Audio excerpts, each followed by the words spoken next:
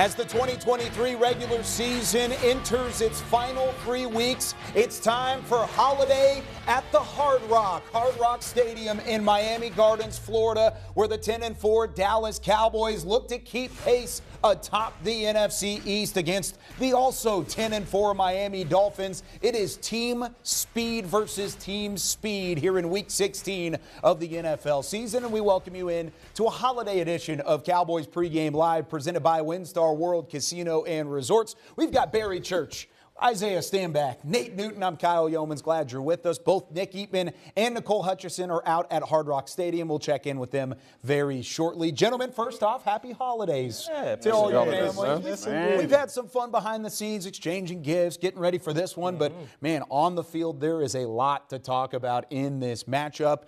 From our family to yours, before we get into it, happy holidays to all those at home and those that have joined us today. But let's talk about this one. 10-4 Miami, 10-4 Dallas. Really, you look at each other, this is almost a mirroring team. Teams that are built off of speed, at least on one side of the football. Miami's offense, Dallas's defense.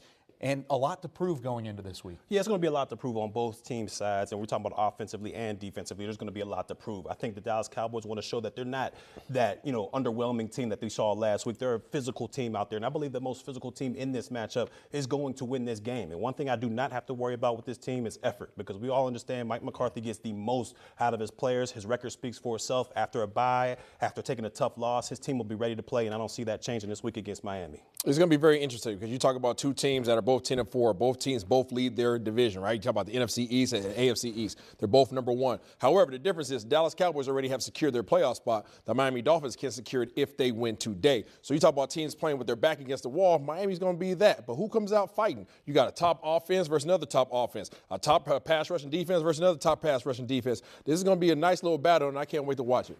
These teams are similar because they both like to play with the lead. And I'm talking about their defenses. And their Miami defense has 48 sacks. Ours around about 42. What we have to do offensively is get a lead and unleash our defense on them, because that's what they'll be trying to do to us. The last time the Cowboys have lost back-to-back games in back-to-back weeks, it was 2021. It was also a holiday showdown. They lost in Thanksgiving to the Las Vegas Raiders. That was their back-to-back. They haven't done that since. They're 12-1 following a loss since that 2021 season. Does that give you any confidence in the way that this team could play today? Yeah, it gives me a lot of confidence because to me, knowing that Mike McCarthy is in charge of this team and making sure he's getting the most effort out of each and every one of his players out there will be crucial. We got the offense. They're going to be flying on all cylinders, I believe, and you'll see a more physical brand coming from this defense. I mean, we have to see that, because last week Josh Allen only attempted 15 passes out there, and they still lost by 21 points. So they're going to need to be more physical, especially up front. Keep everybody accountable, because they're going to need to and attack this running game, because you're going to have to slow it down as well. You definitely have to slow down their running game, especially coming off of last week's game against Buffalo. You talk about the 4 games that Dallas has lost this year. It's been against teams that are in the top 8 in rushing offense. This team that they're facing today is number 4 on that list. So they're going to have to bring the big boy pants. Okay, to your point, they haven't lost 2 back-to-back games in a while. But guess what?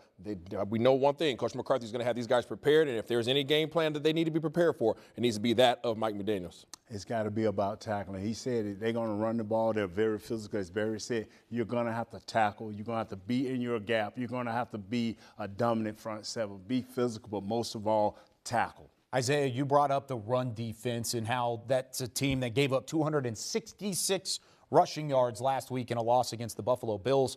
How much do you need to see from Dan Quinn in this defense today to build your confidence in that element of their game? I mean, there's a lot that they have to prove, because there's obviously a weakness without Jonathan Hankins' presence there. Also, Odigizua, Neville Gallimore, Mozzie Smith, all those guys are going to have to step up in that regard. Last week, it was the edges that were a little bit soft, a little bit of tissue paper on the side, so you have to find a way to secure that. But the thing is, you can't just fully commit to the run, because as much as these guys are in terms of top 4 in the league in terms of rushing offense, these guys are number 1 in the league in passing offense. So you have to pick your poison. You can't just commit fully to either. Yeah, you got to pick your poison. And to me, this front 7, they got to hold each other accountable. Also, they got to play a more physical brand of football. All that gap switching and stunts and all that stuff, that's what got them pushed around in the trenches last week against the Buffalo Bills. So to me, what they have got to do, they got to be more firm up front and have a better situation when you talk about tackling out there. There was too many tackles missed on the 2nd level, 3rd level of this defense, and that's resulted in big-time plays. So to me, be more firm up front. This front 7 has got to come to play and come downhill with it. Barry Church said situation. That's what it's about, situational football. First and second down, you have to be in the right place. You have to be physical and be in the right place. And I disagree just a small little bit. I know they got a great passing game, Isaiah, but you have to, at all costs, stop the run, make them one-dimensional so you can overload at one side or the other. Maybe it's a system thing. I mean, Isaiah was talking about tissue paper. It's almost like when you're wrapping presents, it's a little aggressive and you rip right through it. That's just what happens. It allows for openings, and there are going to be plenty of openings for this two-headed monster in the backfield. The Dolphins have Raheem Mostert, Devin Achane, and what they both bring to the table, speed.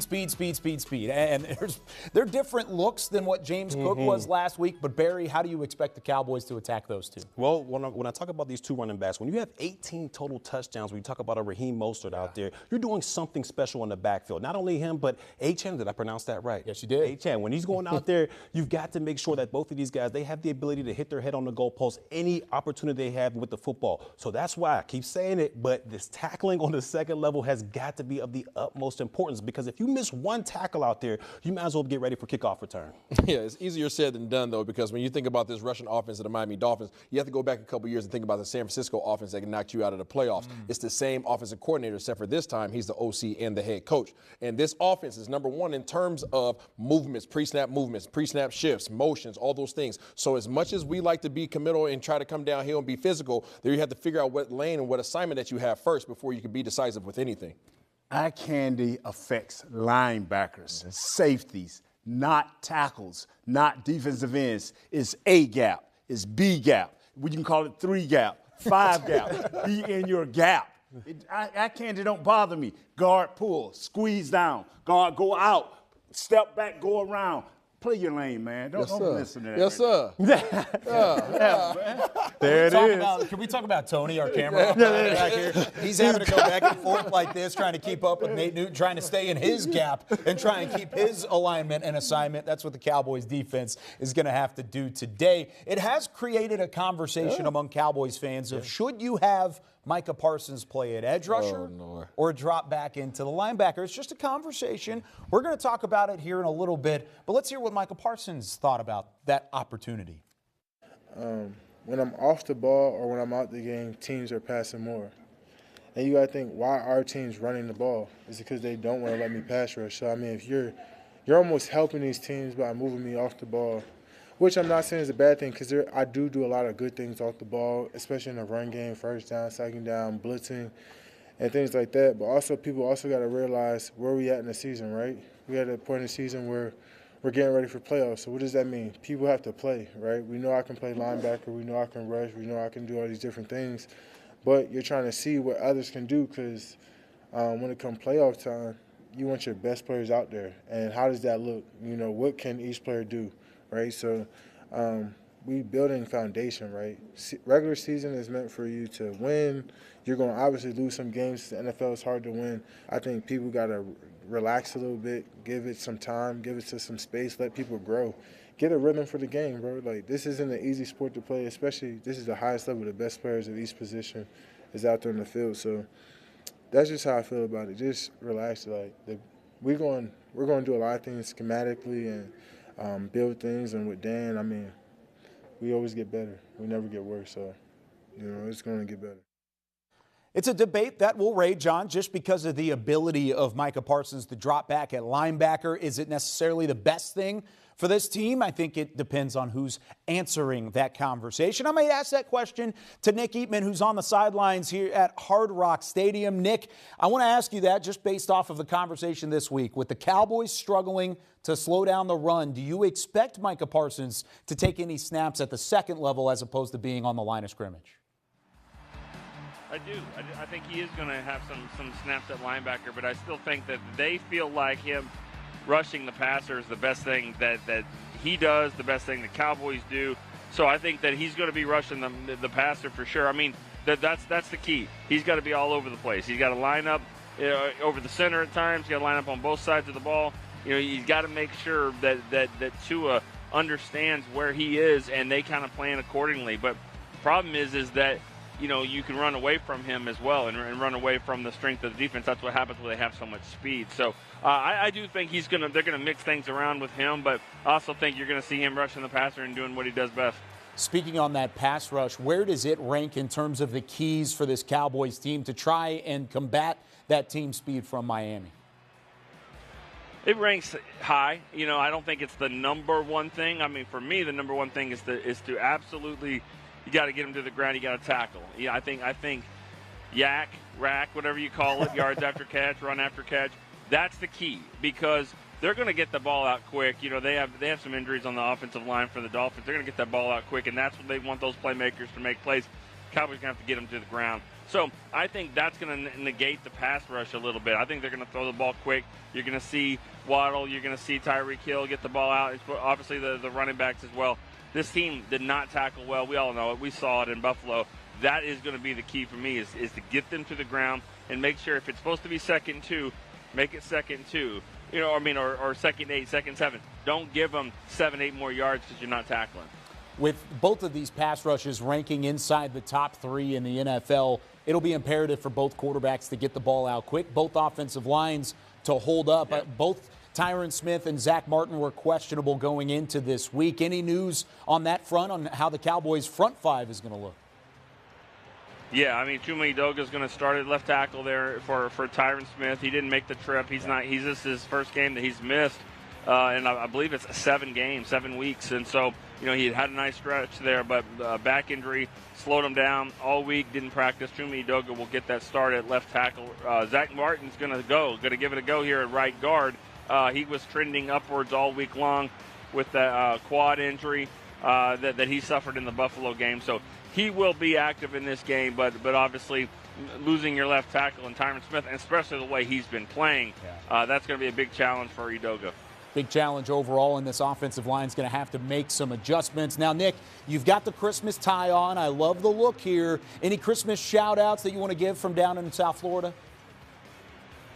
Yeah, I mean, the whole family will be back here. You know, so we got Julie and Jacob, Camilla, Marissa, Olivia. We'll be back here. You know, I'll probably get in maybe about the same time as Santa. I'm not sure, you know, when you know, what his route looks like when we get back. But yeah, we're ready to go. And so gotta get this game, try to get this W, and then it'll make it a lot better, I'm sure, for a lot of people if the Cowboys can do that. No doubt about it. It would be a great start to the holiday weekend. I asked Coach McCarthy earlier in the week, I was like, are you guys going to race Santa back? And he said, I don't want to get in a race with Santa. I'm already going to have to race with some Miami Dolphins. There's going to be some team speed on both sides of things. Nick Eatman joining us from Hard Rock Stadium. A lot of blitzing going on, guys. Hey, I like that. There's another one. Blitzing, speed. I like this. Nick Eatman on the sideline. We'll check in with you here in a little bit. Let's check back in with Nate Newton as we talk about this inactive list, because offensive line is a number one thing, another number one concern for this team, and having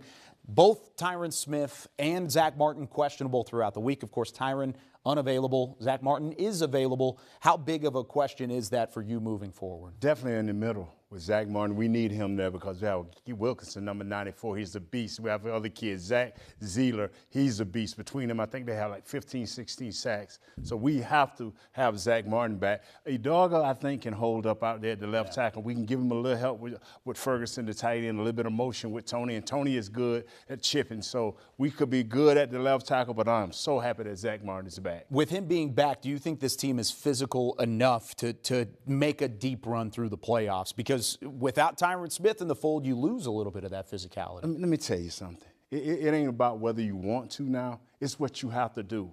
Every team that you're going to face, whether it's AFC or NFC, going into the end of the season, are physical teams. They are run teams. They are teams that stop the run. You're going to have to be physical whether you want to or not. And I know they threw with all the padded practices at this point in time, but you have to find a way mentally and physically when you get into the game to run over folks. Let's take a look at that inactive list, because that physicality taking a steep drop off without Tyron Smith in the fold. But you've got some other names on here that, of course, play a factor as well. Jonathan Hankins, you talk about physicality.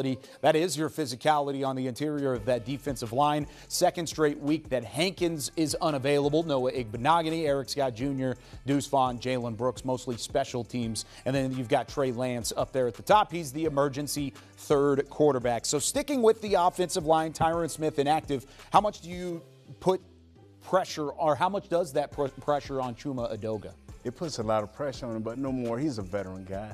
He understands what's at stake. He's got to go out there and he's got to play well. I think it's Chubb with 9 sacks. I mean, he knows what he has to go against. It's about your technique. It's about working on it, believing in what you saw on film, being able to make your feet line up with your hands. Just do your job. They'll give you help. 80% of the time, I say 70% of the time, you're going to have this guy by yourself. The rest, you'll get some help. If there is one silver lining, is the fact that when Tyron Smith has been taking these mid-practices off throughout the week, guess who's been getting extra snaps with the first team, and that's Chuma Edoga. Yes, sir. How much could that help him out in terms of getting right back into the fold? That's the world. That's what it's all about. That was part of not only saving Smith, but getting these other guys reps. So when this day comes, which we all predicted early in the year that this day may come, it's here. Now Chuma Edoga should be ready to rock and roll. This team has to find its rhythm today. How crucial is it to find that rhythm with Zach Martin back in the fold? Oh, they will. Zach is a beast, man. Zach is the butcher. Now, he's not Zach of 14 years ago when I used to call him the president. He's still chopping folks up. He's still holding his name down, the butcher. How much is a drop-off between what you've seen from Zach Martin and then maybe the next man up, which is T.J. Bass? T.J. Bass makes up for that with grit, with toughness, with physicality. He isn't as great as Zach Martin is, but who is at this point on this offensive line? Hey, T.J. Bass, if he needs to go in, he will be ready to play. And, of course, the Cowboys weren't the only team that had some questions up front. 2 of the starters from the Miami Dolphins were questionable as well. Tyreek Hill was questionable. He is active and will play for Miami. So there's a conversation that we'll have a little bit later on. We'll talk more about that team speed. But they have speed on the defensive side as well. This front 7, you talked about the sacks, Bradley Chubb, the front 7 of the Dolphins. I mean, how much are they going to challenge this offensive line with some of the pieces in and out? What this offensive line has to do, man, is stay ahead of the chains.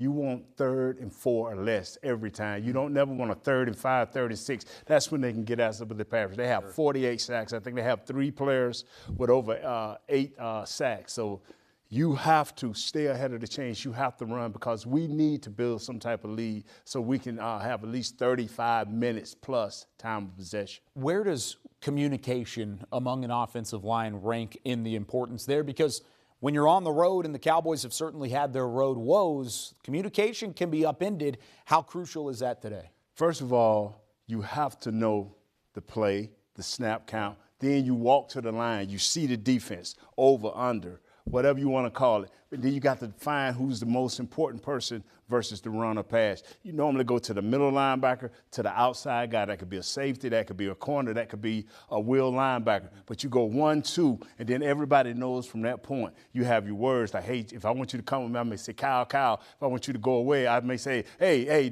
Neely. You know what I'm saying? So it's different things. But once the quarterback go up there and say, what's that old funny thing they doing now? Here we go. When we go, here we go. All the foolishness started. It's time to beat somebody up. There you go. Hey, Nate did that for years and years and years. That's why he's a 6-time Pro Bowler and a 3-time Super Bowl champ. Nobody knows the offensive line quite like Nate Newton. But we talked about road woes. That's certainly been a talking point this week among Cowboys fans. The Cowboys 3-4 on the road this year.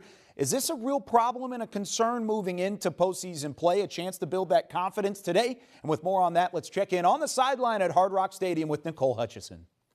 Well, Kyle, that loss to Buffalo raised the same red flags and questions about whether or not this Cowboys team is capable of beating tough teams on the road. And all the players had to answer that question this week in locker room. And one thing that I gathered from every single player is that they know there's a sense of urgency to get a win today in Miami. The love, the passion, and the support from Cowboys fans is like no other, especially in AT&T Stadium. It's helped the Cowboys maintain the longest active home win streak in 42 years. But the absence of that everyday routine at home and loving is felt on the road for this Cowboys team. And the proof's in the record. It's a gap. That's part of my message. We play so well at home, and there's just too big of a gap in our road games. Yeah, we're conscious of it. The 31-10 loss in Buffalo was just the icing on the cake. The Cowboys are now 3-4 in road games this season, with losses to the Eagles, Arizona, and San Francisco. And they've only won once away from AT&T Stadium in the last 8 weeks. I don't know if there is anything concrete, honestly. A lot of different aspects that go hand in hand, that go together. Different things you could say, maybe it's this, maybe it's that. At the end of the day, the type of guy I am, conversations we had, they're all going to be excuses. We just got to come out with, as I said, with the energy, maintain it throughout the game. Well, the exams continue to pile on for the Cowboys in Week 16. The Miami Dolphins, a team that's hungry to clinch their own playoff berth. The Cowboys have won in their last 3 trips to Miami, but this one seems to have more meaning to it. Be big, you know, just stop the bleeding from that last loss we had, and especially get a road win. It'll be big for us, big for the confidence, especially going into late season, postseason. A big key to ending the narrative surrounding the Cowboys. Start fast. The Cowboys are 2-4 when playing from behind this season.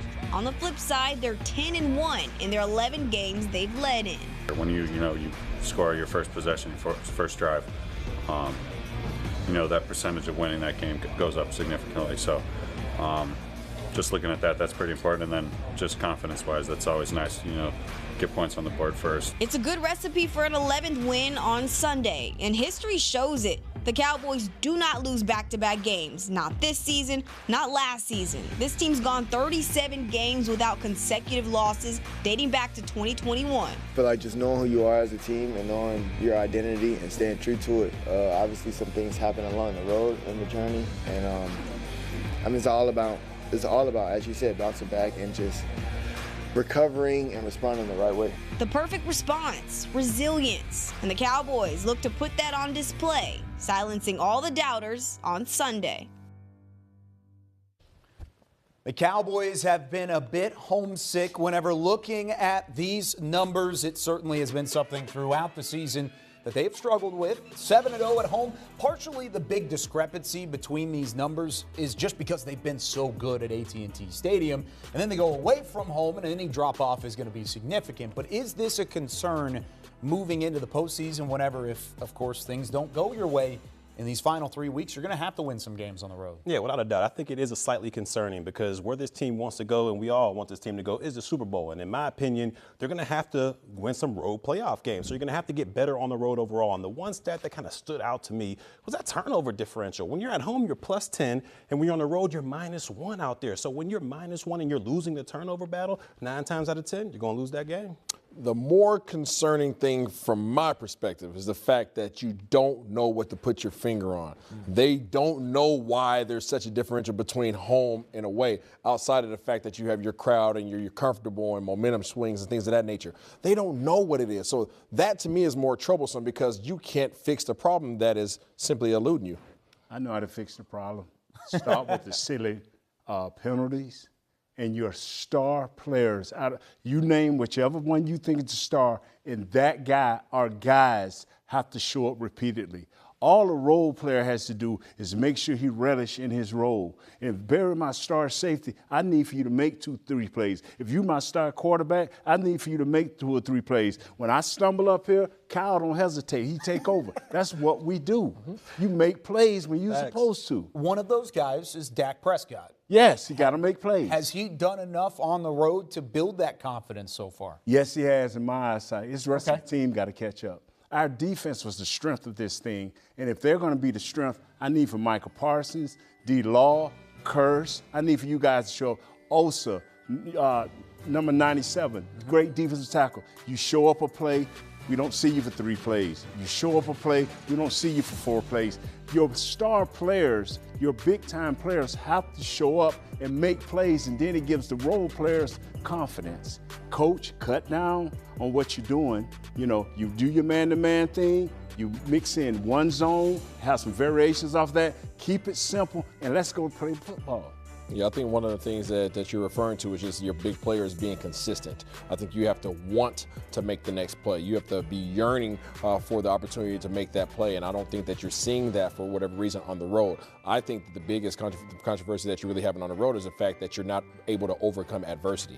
What happens when you're at home, you have the momentum, you have the crowd, you have all that energy in there, but when you're on the road, that's not your environment. So you have to be able to overcome something that's negative that happens to you, whether it be a turnover, whether it be a penalty or a bad set of downs. You have to be able to come back and punch back in the mouth, and that's what they're not doing on the road. Well, can I ask you a question? Yeah. What do you think is the difference between Prescott's ability at home and on the road? I don't think it's really a Prescott thing, to Nate's point. I really think it's the other players that aren't playing consistently enough. Okay. And, obviously he's putting the ball in position sometimes, and those guys have to make catches and make big plays off of them. He hasn't really turned the ball over substantially more. That was a big area that he needed to improve on last year, and he's done so. Yeah, I agree with you on that. You play the position, you understand it more than anything or any of us up here. But when we talk about Prescott and his ability at home versus on the road, the one thing I did stood out as a defender is when you look at it outside of Arizona, when you look at those other teams, Philadelphia, San Francisco, and Buffalo, what were they all able to do? They were all able to rush the quarterback and get after Dak Prescott and make him feel uncomfortable out there. So on the road, as an offensive line, we got to be better against those teams that can rush the passer, because you're going to see great defenses on the playoffs as well. Yeah, and you're going to see great quarterbacks throughout as well that are going to try and duel with a guy like Dak Prescott. He'll see one today. Tua Tagovailoa has had a phenomenal year. Here's his NFL ranks. You talk about completion percentage, passing yards per attempt, touchdowns. He's a little bit further down. Dak has a lead in that category. And then passer rating. Both of these quarterbacks are up there in each of these categories. But Tua, it's seemingly the trust has grown in his game throughout the year. Are you trusting Tua, if you're the Miami Dolphins, to go up against the defense as high caliber as this Cowboys one? Well, if you're the Miami Dolphins, you got to trust Tua. What he's been able to do, his body of work so far this season, he's been extremely accurate out there, and he knows how to affect defenses and what their weaknesses are out there. And when you look at him, he's able to get the ball out of his hands extremely fast. That's why I think the secondary for the Dallas Cowboys, they're going to have to be physical with these guys on the outside. Throw off that timing between Tua and Waddle, between Tua and Tyreek Hill, because if you don't, it's going to be a track meet, and trust me, Dallas, you don't want to be in a track meet with this team. You do not want to face this 4x1 team. And listen up, in terms of trusting Tua, yes, they trust Tua simply because of the fact that they set him up for success. As much as we hear about Dak Prescott and this coach Mike McCarthy's offense getting the ball out so quickly, 2.5 seconds out of Dak's hand, well, Tua gets it out of his hand in 2.1 seconds. We talk about, Coach McDaniel set him up for success. The guys that he has around him, Waddle on one side, Tyreek Hill on another side. You got Mostert in the backfield. You got Achane in the backfield. So having the top passing offense, one of the top rushing offenses, you don't have to ask him to do a lot outside of himself. He's a gunslinger at times, but he doesn't have to be a gunslinger because he can turn around and hand it off or simply just throw a screen. But Isaiah, 2.1 and 2.5, there's not a whole lot of difference there, right? Yeah, when Micah Parsons is chasing you, there is. It's a little bit of a difference. And whenever you've got guys running routes like the Tua or that Tua has, Yeah. Overall, he's got weapons on the outside, Nate, but he's been great himself. I'll tell you what, man. 25 touchdowns rushing, 25 touchdowns passing. It's hesitation on your defensive line because you don't know whether to stop and play the run first or rush the passer. And with him coming back 2.1 seconds, that means 9 times out of 10, his first read is open. Yeah. So this is why he's so fast. The coach believe him. They are connected as one, and they're having a super season. You know who else believes in Tua? It's these wide receivers on the outside. You can see it in the film, the way that they have confidence in the routes that they're running, the way they look back at the line of scrimmage. And Tua has trust in these two guys for good reason. Jalen Waddle, first-round pick. He's been fantastic ever since being drafted out of Alabama. 8th in the NFL in receiving yards since the beginning of the 2022 season. And then Tyreek Hill, he could be, if he has a big 3 weeks, the first receiver to ever have 2,000 yards receiving in an entire regular season. There's a lot at hand for both of these guys. Who needs to step up out of this Cowboys secondary to try and slow them down? I think it has to be both of your corners. It's got to be Gilmore and it's got to be Deron Bland on the outside as well. Because when you look at it, the system they run, that single high safety out there, it's going to be tough to kind of bottle everything in. Usually if you're going against the speed like these guys, the track speed that these guys have, you're going to have 2 safeties over the top, making sure they stay on top of everything. With a single high safety over there, it's going to be hard for Malik Hooker to get on top of Waddle and to get on top of Tyreek Hill as well. So these corners on the outside, Gilmore and Bland, they have got to come to play and they've got to be physical on the outside. Yeah, I definitely agree with you on that, but I'm going to put a lot of attention on the safeties as well. I think the safeties got to do a great job, especially our 3-headed monster, not only just cutting off those crossing routes that they like to run, but also sitting over the top and being disciplined enough to sit back and play downhill. That's one of the things that teams have not done. Even when they've tried to double team Tyreek Hill, these safeties get a little bit nosy. They're sitting 15, 17 yards off where they think that they're comfortable against most opponents. He's on you in 2.1 seconds and the ball's in the air and all of a sudden he's past you by the time you figure out what the heck just happened. You know what, man? That is great stuff. And cornerback, safety, man, all y'all get back and come downhill. Knock somebody's head off, man. Be physical. Because if you think you can just walk up on these people and take them one-on-one, you think you're going to stop a crossing route, you're not. Step back, see where it's going, attach yourself to somebody and go to work. Well, and one thing that the Cowboys' 10 wins all have in common, they've forced a takeaway in each of those 10 wins. They're 10-1 when doing so. How important is it for this defense to have at least one takeaway in this one? No, at least two. Because if we get two, then we can build a lead, or we can get some momentum. It's going to give our offense a short field. It'll give us a chance to get Tony Pollard a little bit more into the game. Jake Ferguson. We need 2 turnovers, not 1. Yeah, I definitely agree with you. You want to take the ball out of these guys' hands, and the fact that these guys are so dangerous, not only in a short game, but also the ability to be able to hit you over the top, you need to go ahead and get some of those tips and overthrows because my boy Barry, you got to get those. I'm telling you right now, you got to get takeaways from them because any opportunity you can steal from this explosive offense will help your team overall. That's the number one thing is the fact that you have an ability to take possessions away. If there's a dangerous threat on offense, and we saw it last week, you may only have a number of possessions on offense yourself. Dallas has been great. They were taking possessions away because of the way the Bills played defense and the way they took away time of possession. Both of those are going to play an early factor in this one. There have been some things that have risen for this Cowboys team, some concerns that have risen, maybe even red flags that would carry into the postseason if they continue. But there's still time to turn things around in each of those categories. With more on that, we go to DallasCowboys.com beat writer Nick Harris. Nick has a little bit more insight on some of these problems and how they could be repaired. When the NFL schedule dropped back in May, this was definitely a game that was highlighted. The Dallas Cowboys and the Miami Dolphins squaring off here on Christmas Eve at Hard Rock Stadium. Merry Christmas to everybody, by the way. But the reason this game was highlighted was because of the speed of the Miami offense. One of the fastest offenses you could say in NFL history, led by guys like Tyreek Hill, Jalen Waddle, Devon Achane, and Raheem Mostert. The Dallas defense is definitely going to have a big challenge in front of them today. But it's not the only major area of concern that you could look at going into this game, as the Dallas defense has an opportunity to wipe away some major concerns before the final stretch of the season. The first concern, playing on the road, and that goes for the team as a whole. 3-4 on the season the Dallas Cowboys are when playing away from AT&T Stadium, with big losses to the 49ers, Cardinals, and Bills at the forefront of the mind.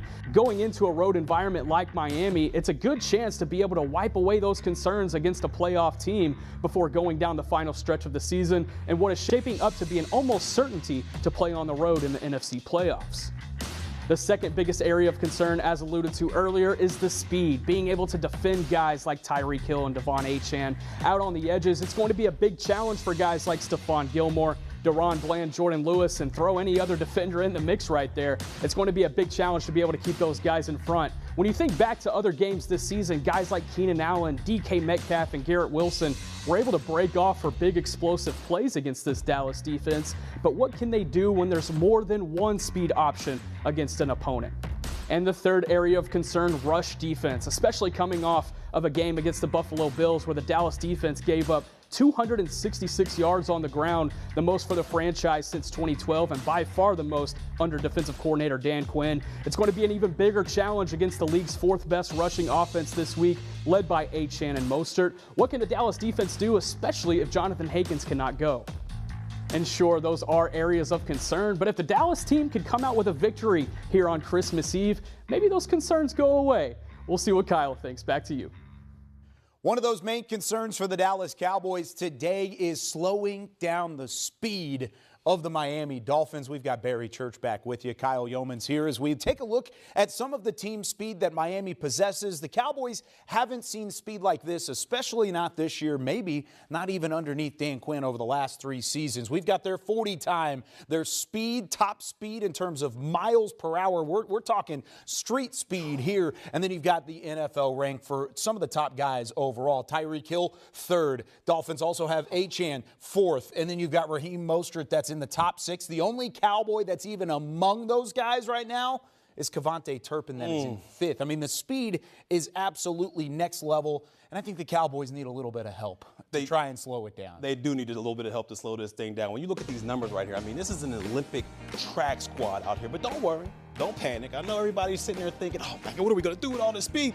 Don't worry, because DCBC, Barry Church, I've got the answers to at least slow down one of their main factors, which is Tyreek Hill. So let's go ahead and get right into it if we can. Kyle, if it's up to you, let's get right into it. Number one key, we've got to know where our help is at all times. Dan Quinn loves to play man-to-man, single high man-to-man safety at that. So you got to know where your help is if you're on the corner outside with Tyreek Hill. In this man-to-man scheme, your help is usually going to come between the numbers with a low lurking player. That's going to be your linebacker, Damone Clark, or your walk-down safety, Donovan Wilson, is going to be there. And their only responsibility is to read that quarterback. Where is he going with the football? As soon as he's getting ready to throw that football, they should be beelining it to make a play on the ball or knock out whoever's coming in between on those hashes. You'll also have help in your middle of the field safety, Malik Hooker, but he's not going to really have that much to do with you when you're on the outside, because it's going to be hard for a middle field safety to get over the top of there. So you got to know where your help is in man-to-man coverage, in zone as well. If they want to sprinkle in some cover three out there, you're going to have to know where your help is.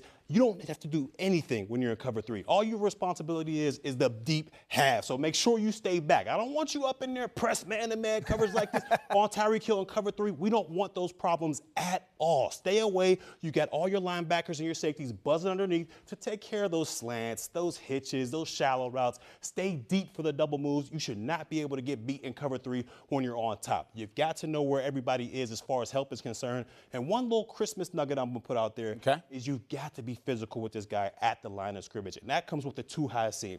I'm not sure if Dan Quinn's going to play a two-high system out there. He usually plays just a one single safety out there.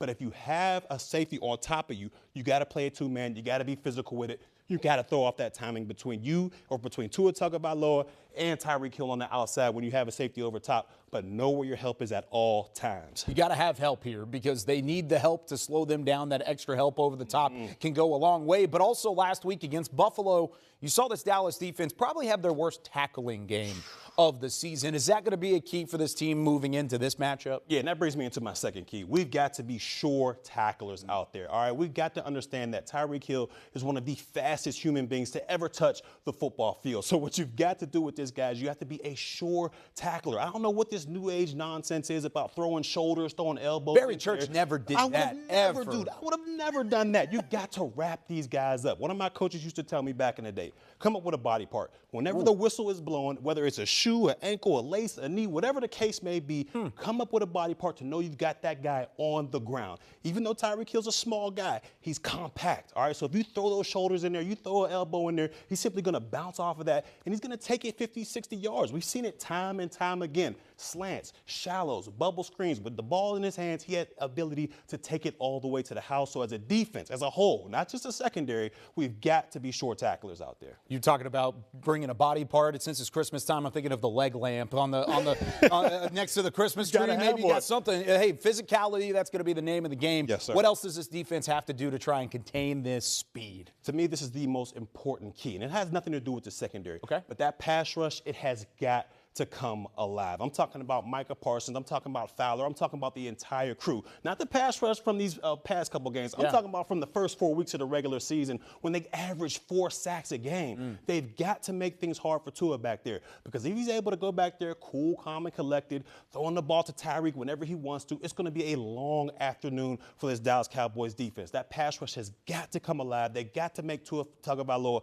feel their presence out there, because if they don't, not only Tyreek Hill is going to go off, but Jalen Waddle as well. Mostert, the whole entire track team will be able to go off. Defensive line, I'm looking at you. This defense needs you to show up today. These corners on the outside, they got enough on their plate as well. We need Tua to feel that pressure. Statistically, throughout the year, if Tua is given time to throw, he's one of the best in the NFL. True. But if he's under pressure, that's where the mistakes come from. And this team can get there. Dallas is first in the NFL, according to Next Gen Stats, with the pressure rate on opposing quarterbacks. They need to find that again today. A little bit of Christmas Eve church service here from the Star. Got to find a little bit of help, and Barry Church is giving you some of that help. Let's listen from Stephon Gilmore, what he said earlier in the week about the challenge of slowing down the speed of this Miami offense.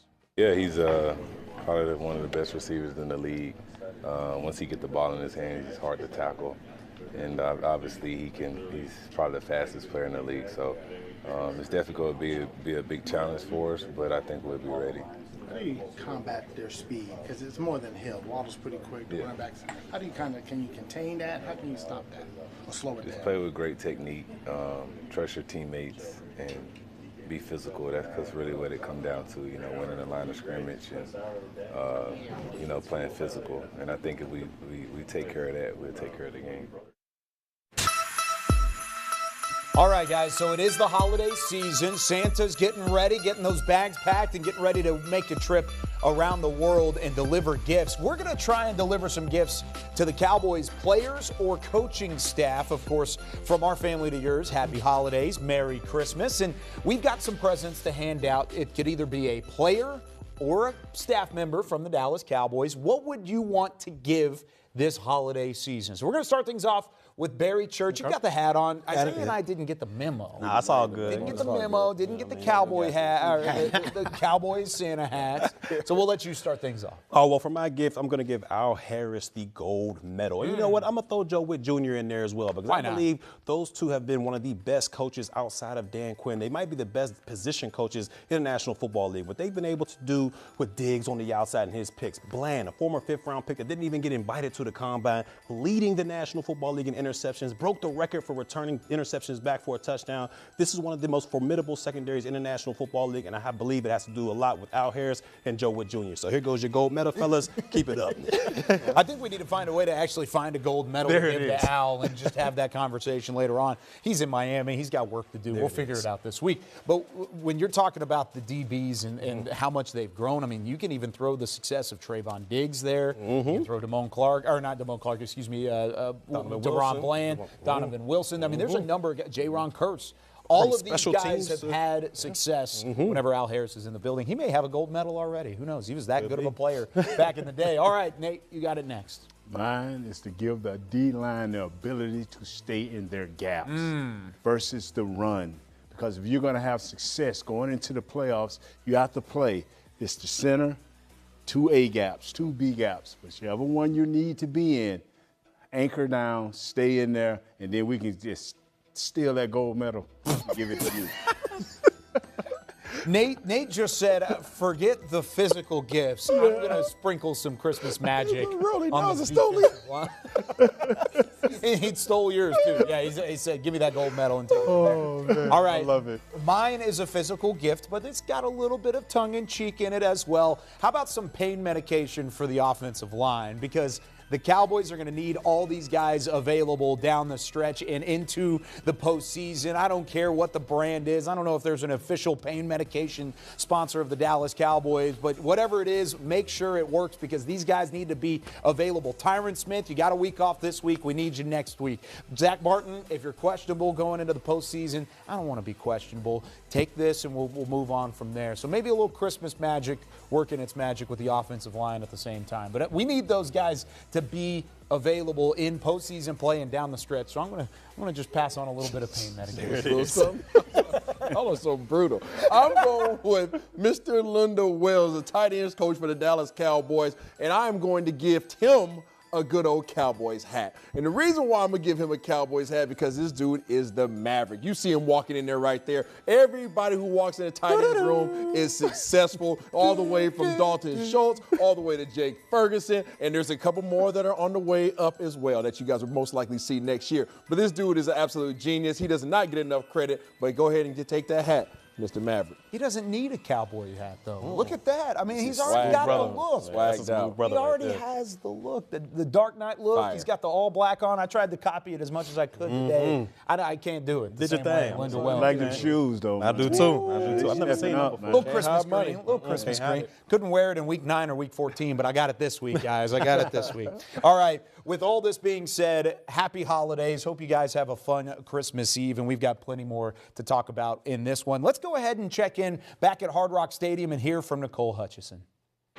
Well, Kyle, it was all smiles from CeeDee Lamb earlier this week when I got a chance to sit down with him, just talking about his historic season. I mean, he broke Bob Hayes' record of most 100-yard receiving games in a player's first 4 seasons, right?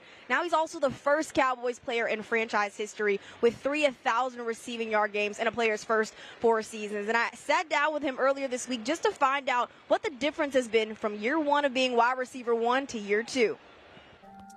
Just continuing to work, just keeping a level head, most importantly, keeping my mental clear throughout all the goods and bads, ups and downs. I feel like the most important thing for us as players is, keeping a clear mind and ultimately playing free. And that's what I've been doing for my first 4 years. It's been fun. It's been a good ride. We're trying to keep it going. There were talks about you not being a true wide receiver one, but you've obviously proved everybody wrong. What went into that? I took it as a challenge almost. I knew what I expected of myself, coming into the season. In the first 5 games, granted I didn't start as well, and neither did we as a team. And then, we used a bye week, and we took it as personal as possible.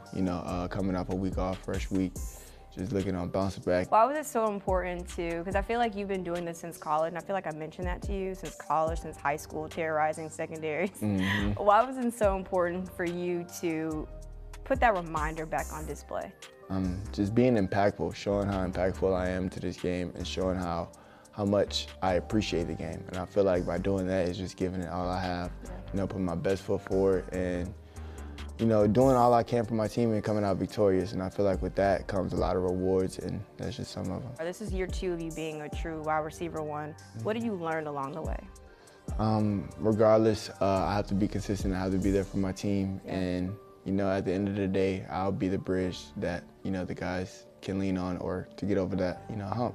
And I take it personal, just being excited about the job and not necessarily taking it as a big responsibility, because I've been playing this game for a while, my whole life basically, and just finding the fun in it, not so much of work and workload, just being grateful that I'm out here taking every rep, every opportunity that I can, and playing fast. Some people forget to somewhat have fun on the field, but you don't. Why is that also so important for you?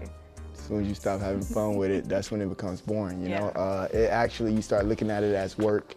And granted, it is, you're physically doing the work, but mentally you can put yourself in a happier place. And if you're not happier, on the field scoring touchdowns, then I mean, that's just your choice. Throws on the run, Lamb at the 7 and strolls in. Hello, CD. Touchdown, CD Lamb. I'm one of them ones. I'm the top receiver in the game, and there's no question about it. If there is, I'll see y'all again next week. Only player in the history of the NFL to catch 10 passes for 150-plus yards, 3 straight games.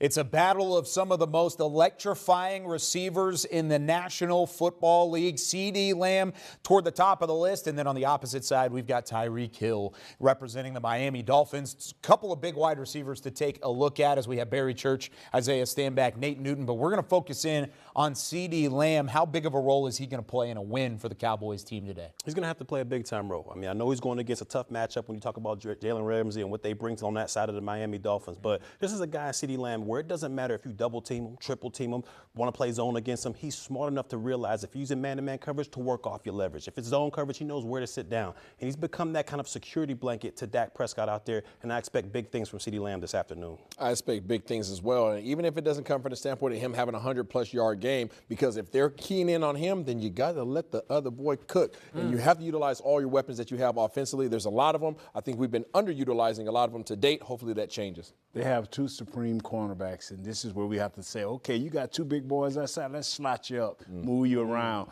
get you rolling, and let CeeDee do his thing. Yeah, it's Xavier Howard on one end, and then you've got Jalen Ramsey on the opposite side. I mean, the Ramsey effect has been there for this Dolphins team. I mean, look at how much better they are with him on the field. He has missed some time throughout the year due to some injuries, especially early in the campaign. But once he's come back, he's been a complete game changer. Barry, I know you've been around Jalen Ramsey. You've played against Jalen Ramsey. You've seen really his journey throughout his career. What makes him special? Look, this guy is one of the most gifted athletes I've ever seen on the football field. When you talk about long, lanky corners with the ability to run with anybody in this National Football League, that's who he is. He makes plays. You've seen the numbers with and without this guy. It doesn't matter whether it's outside cornerback, inside cornerback. This guy is going to make plays out there. He has that dog mentality in him, and you see it from this Dallas Cowboys team when Micah Parsons is rolling out there, how everybody kind of feeds off that energy. That's the same thing with Jalen Ramsey. When he's out there breaking breaking up passes, getting interceptions. That whole defense feeds off of his energy. He is one of the most dogged out guys in the National Football League and probably the best corner that I've ever personally played with. Yeah, you heard it right here from the horse's mouth. The guy who actually played with him was in the trenches with him. So I can't attest to anything he just said, aside from the fact that I believe you.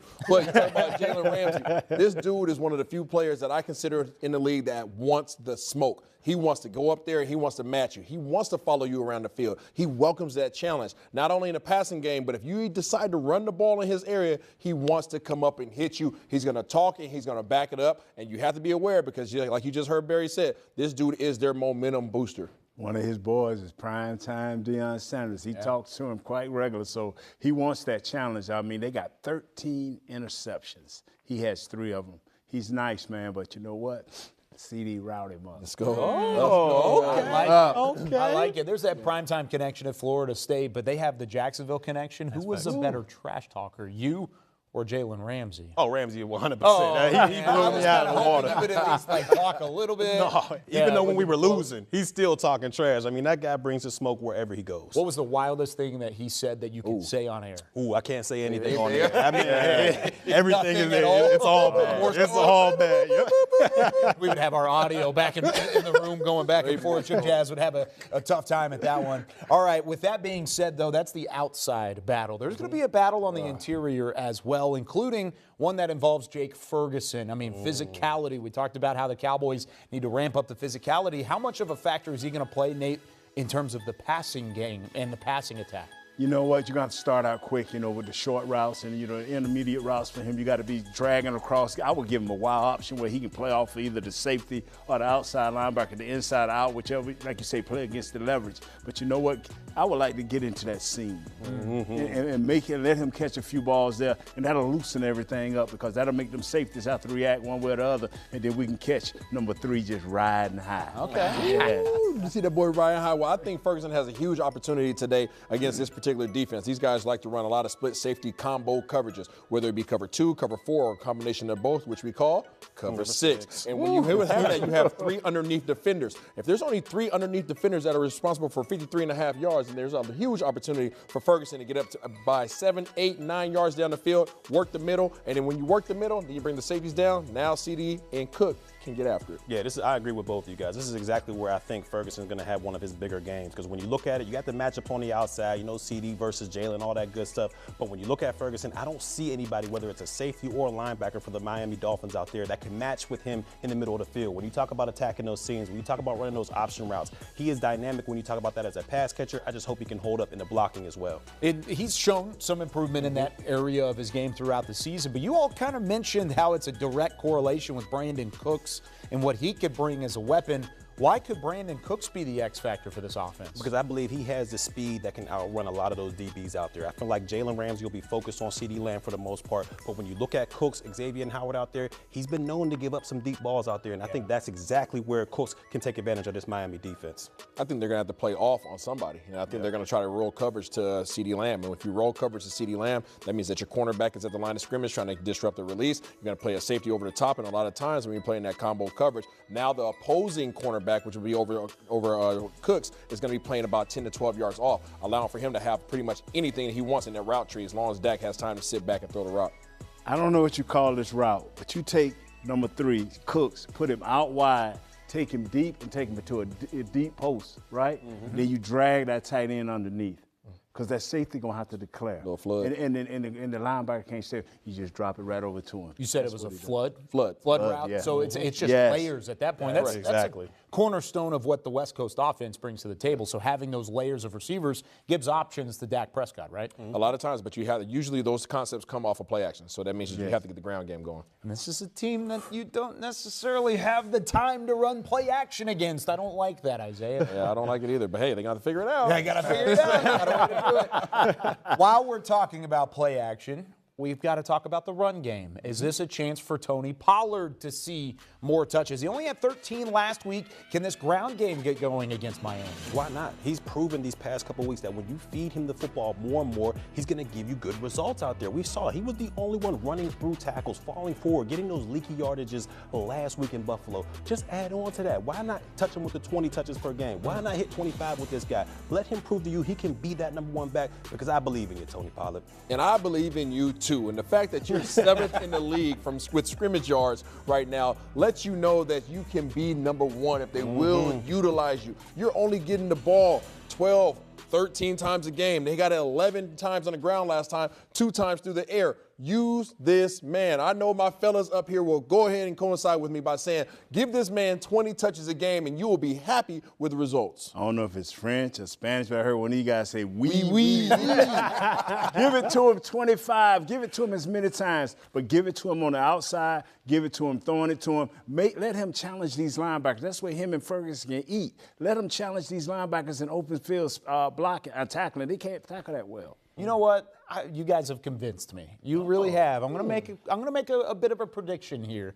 I think Barry Church, I think Tony Pollard puts a 1 in front of his jersey number. I think he has a 120-plus yard game on the ground today. Why not? Why not? No better time than Christmas to find a gift in the backfield, and that's going to be Tony Pollard. We'll see if it gets happening. Maybe it's an emphasis from this coaching staff. Let's see what the emphasis is from the front office. Nick Eatman catches up with Cowboys COO Stephen Jones. Thanks, Kyle. And yes, we're here with Stephen Jones, Cowboys Chief Operating Officer. Dak Prescott just hit onto the field here. And Merry Christmas to you. The crowd is already into this. This should be, I know what you want for Christmas this year. Probably a big-time win over the Dolphins. Well, happy holidays to everyone out there. And you're right. Top of my list would be a win here today. But obviously, just special time of year for everybody. Everybody's grateful for their loved ones and all the many blessings they have out there. But this is going to be a big one today. Yeah. And no one, we were talking in there, most teams can say they got fast players.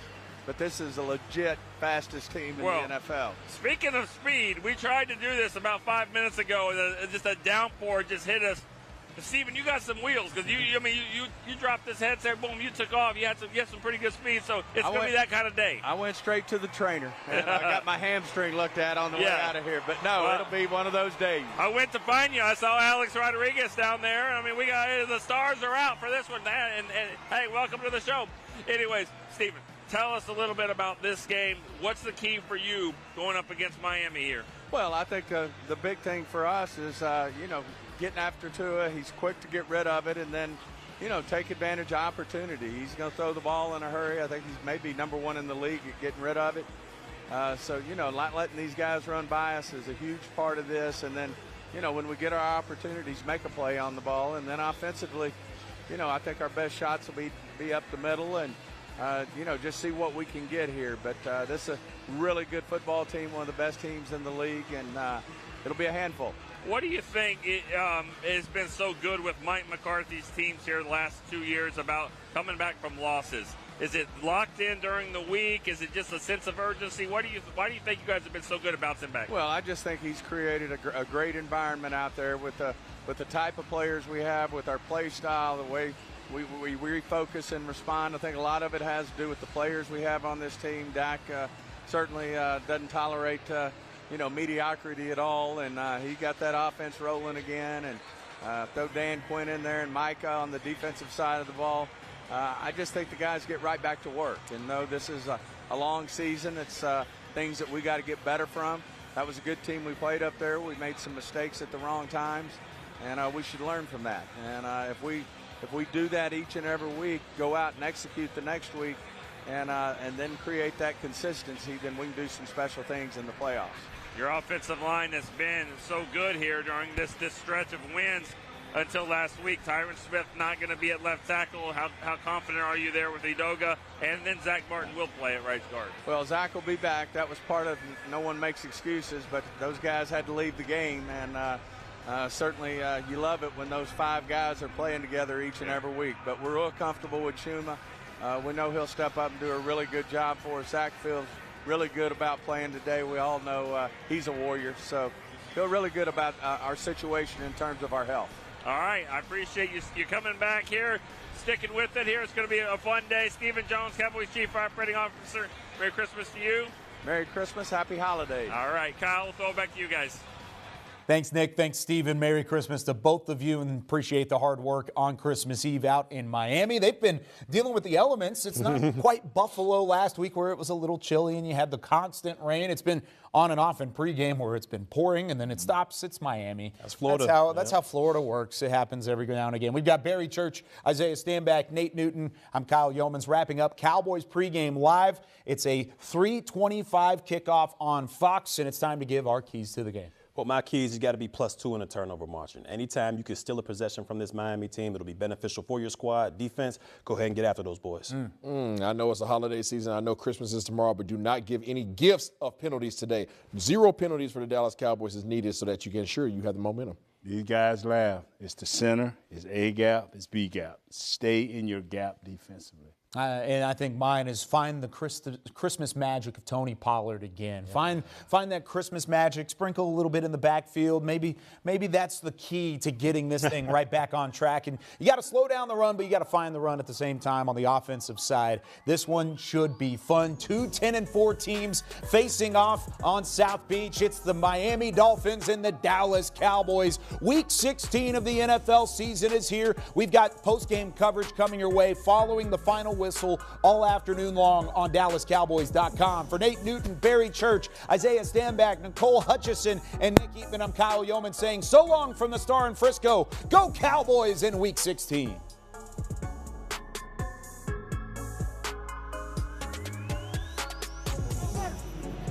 Cowboys on 3. 1, 2, 3. Cowboys. Let's go eat.